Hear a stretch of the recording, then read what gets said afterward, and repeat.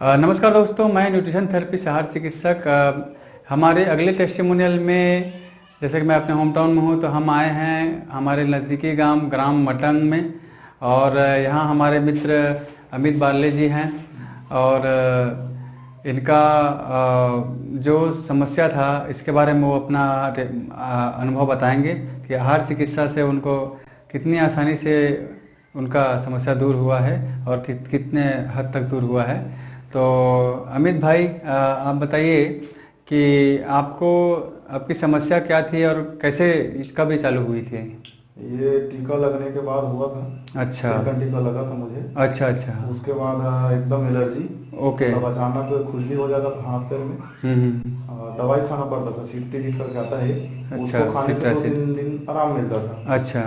ऐसे ही चल रहा था। उसके बाद आपसे मुलाकात हुआ। हाँ। तो आपने जो बताया था ये खाना है करके, उसके हिसाब से थोड़ा कम हुआ है। दवाई खाना मेरा बंद हो गया। तो साथियों, ये जो है इन्होंने बोला कि जो भी ये इंजेक्शन और लोगों को लग रहा है महामारी से बचने का, उसका लगने के बाद इनको ये एलर्जी हुआ था। जैसा पेपर में भी बहुत सारी खबरें हैं कि इससे साइड इफ़ेक्ट होते हैं और कई प्रकार के मीडिया में भी पब्लिश हुआ है कि इसके साइड इफ़ेक्ट हैं। तो ऐसा इनको साइड इफ़ेक्ट हुआ था ये महामारी के टीके का। और जैसे इन्होंने हमारी आहार चिकित्सा जो ये इन्होंने संपर्क किया कि मैं इस समस्या में हूँ और मुझे दवाई वगैरह खाना पड़ रहा है करके, तो वो एलोपैथिक दवाई खा रहे थे। उसके बाद इन्होंने आयुर्वेदिक दवाई भी खाई और अब इस इनकी स्थिति है कि ये दवाई इनकी छूट गई है। अभी दवाई नहीं लेते हैं ना? नहीं लेता। हाँ, तो किसी प्रकार का दवाई मतलब नहीं है ना? तो यही प्राकृतिक स्थिति है दोस्तों कि हमें भगवान ने किसी प्रकार की दवाई के लिए नहीं बनाया है ना, कि आपको दवाई पर डिपेंड होकर आपको रहना पड़े।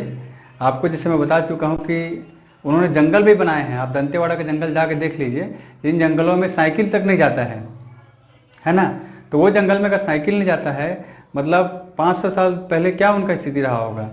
तो ऐसा तो नहीं है कि भाई वो लोग के पास अगर 500 साल पहले कोई दवाई नहीं था, कोई डॉक्टर नहीं था, तो वो लोग बीमार पड़ते थे, उनका इलाज नहीं होता था। सारी पद्धतियाँ पहले से मौजूद है, बस हमको सही खान पान रखने की ज़रूरत है और उससे हमारा इलाज होगा। तो अमित भाई, आप बताइए कि ये खान पान में किस प्रकार का था, मतलब इलाज आपको, इसका अनुभव कैसा था और क्या क्या आप खाते थे, है ना?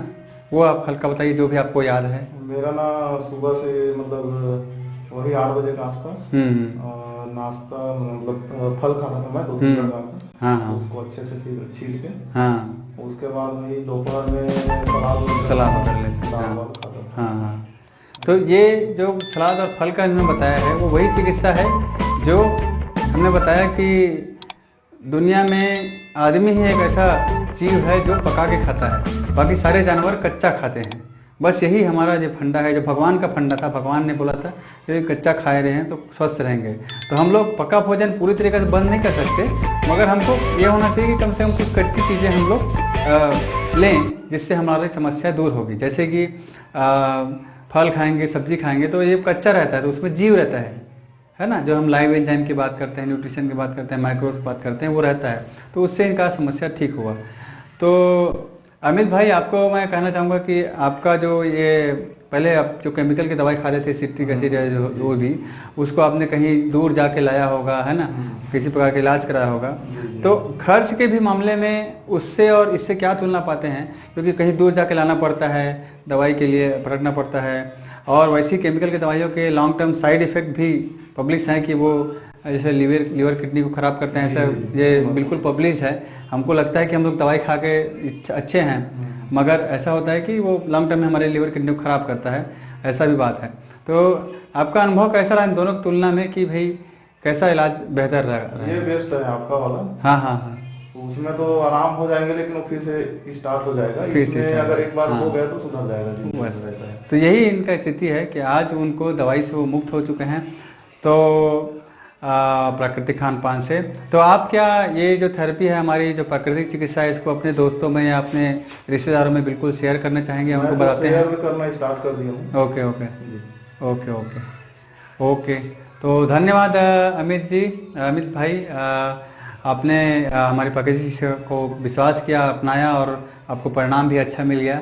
और उम्मीद करते हैं कि आप ऐसे ही स्वस्थ रहें और दवाइयों के जो जंजाल है, दवाइयों और इंजेक्शन का जो जंजाल है उससे मुक्त रहें और प्राकृतिक खान पान से अपने आप को स्वस्थ रखें।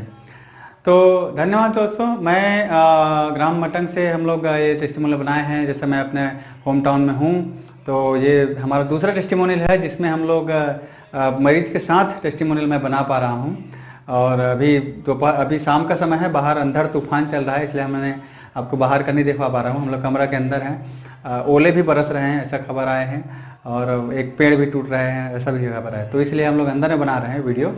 तो ये हमारा गांव है, अमरपाटन के एरिया का नज़दीकी गांव है, मेरे गांव के पास का ग्राम मटंग, पाटन छत्तीसगढ़ से। और आप सबसे अनुरोध करना चाहूँगा कि ऐसे अनुभवों के लिए आप हमसे आप जुड़िए। ऐसे मरीजों के अनुभव के लिए आपको भविष्य में और नए नए टेस्टिमोनियल मिलते जाएंगे।